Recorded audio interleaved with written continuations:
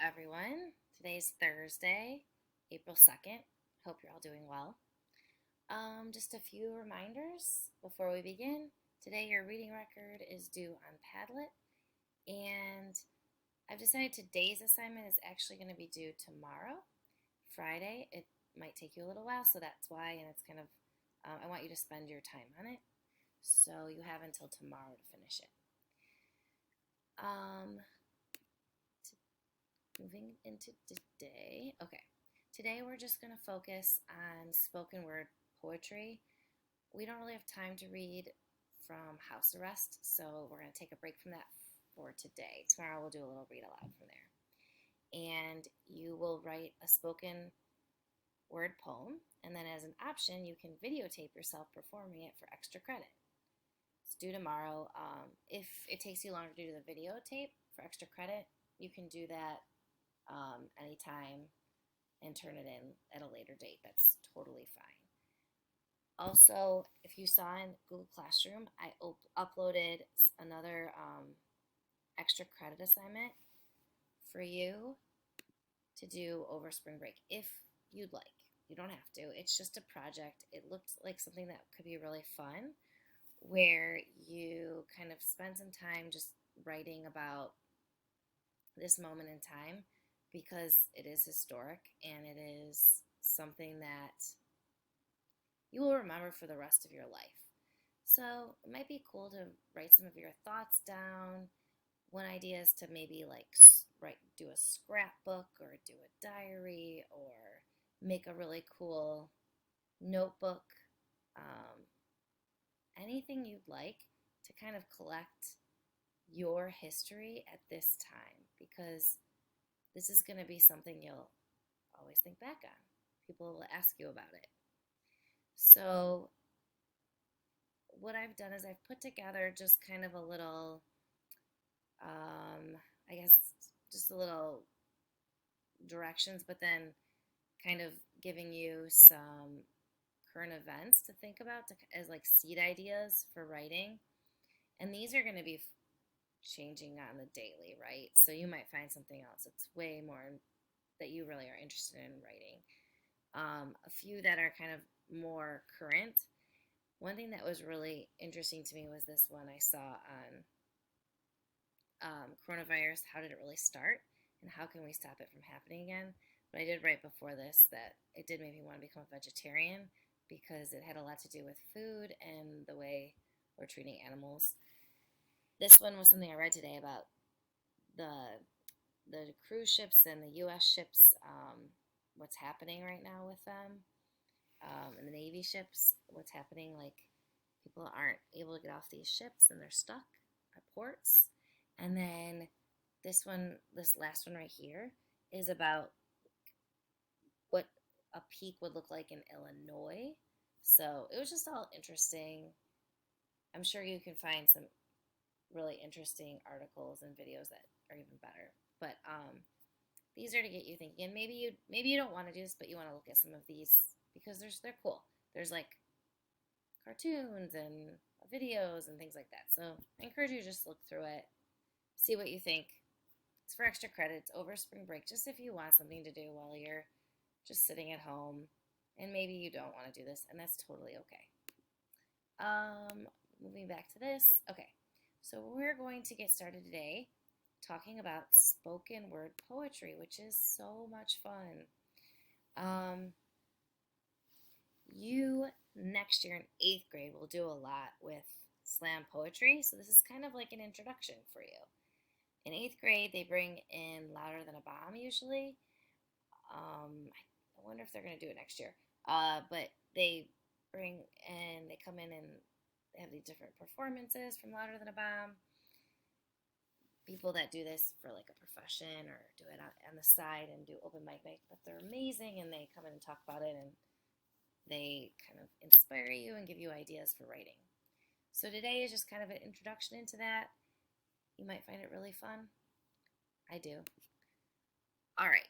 So the first thing I want you to do, if you could find some sort of notebook or piece of paper, or maybe you just open a Google Doc on the side, And just take a moment to jot down 5 problems or things that you would change about the world if you could. So maybe it's as simple as a later start time for school, or maybe it's that you wish bullying didn't exist, or perhaps that everyone's a vegetarian. It could be it could be anything. You'll take a moment, jot those things down. I'm not gonna spend too much because I want to be able to get through everything. So, as you go through this slideshow, these are the things you're gonna do. Okay? And so since we've been working on writing poems today, I want you to really channel your energy into writing something that means something like really like means a lot to you. So you're gonna watch this slam poem that's next, and as you watch, you're just gonna jot down things you notice that he did effectively as a poet. Okay? So you'll watch Marshall Soulful Jones. He's amazing. And you're going to just jot down what you notice that he did, okay? And then you're just going to think about these questions. Like, what did he do well? What did he talk about that you may want to write about? Is there something that you could add to your list that he spoke about? And take a look at all the topic ideas you came up with today from the beginning, from this slide too. And maybe there's one that's your favorite and circle it. Writing can be really fun and it can be moving. You should push yourself to write something that can inspire someone. Don't worry about making your poem a poem. There aren't rules to spoken poetry. All you're going to be doing is writing from the heart, okay? And we'll mold it into a poem later. So, what you have are a bunch of links on the next slides to spoken word poems. So you're going to choose to look at least 2, maybe you want to look at more, but at least 2 or 3 as inspiration for your own writing. And actually, this one probably should have come before. So this is how to write slam poetry. And this is like, they give you 5 easy steps to writing slam poetry, and it's really, really helpful. So make sure you watch that video. And then you're going to look through these other ones. So what we've done here is we've kind of like put hashtags to give you topics about what they're about. And this kind of, the title also tells you a little topic of it. So this one's called Put the Financial Aid in the Bag. So good. And then hashtags to let you know a little bit more about the topics within it. So that might be something you're interested in looking at. If I Should Have a Daughter, such a beautiful one. This is written by Sarah Kay. It's amazing and super inspiring.